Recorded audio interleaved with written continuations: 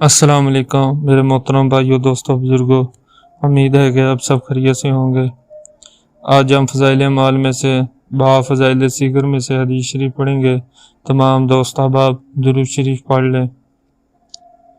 حضور اقدس صلی اللہ علیہ وسلم کا ارشاد ہے کہ جو شخص نمازوں کو اپنے وقت پر پڑھے، وضو بھی اچھی طرح کرے، خشوع و خضوع سے بھی پڑھے، کھڑا بھی پورے وقار سے ہو، پھر اسی طرح رکوع سجدہ بھی اچھی طرح اطمینان سے کرے، عرض ہر چیز کو اچھی طرح ادا کرے، تو وہ نماز نہایت ہی روشن چمکدار بن کر جاتی ہے اور نمازی کو دعا دیتی ہے کہ اللہ تعالیٰ شانہ تیری بھی ایسی حفاظت کرے جیسی تو نے میری حفاظت کی ہے۔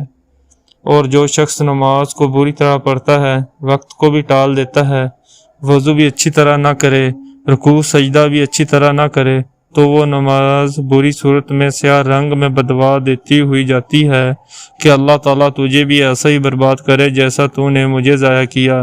اس کے بعد وہ نماز پرانے کپڑے کی طرح لپیٹ کر نمازی کے منہ پر مار دی جاتی ہے۔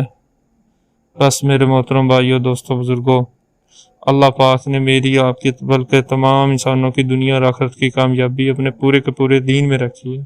یہ دین میری آپ کی زندگی میں آئے گا۔ آپ سرکار صلی اللہ علیہ وسلم والی مبارک محنت سے اس محنت کے سلسلے میں آواز لگائی جاتی ہے کہ اللہ کے راستے میں نکلا جائے اور 4 ماہ لگا کر دین کی محنت کو سیکھا جائے اور مقام پر آ کر ساری زندگی کیا جائے۔ اس کے لیے بھائی سب تیار ہیں، میں بھی انشاءاللہ 4 مہینے کے لیے تیار ہوں۔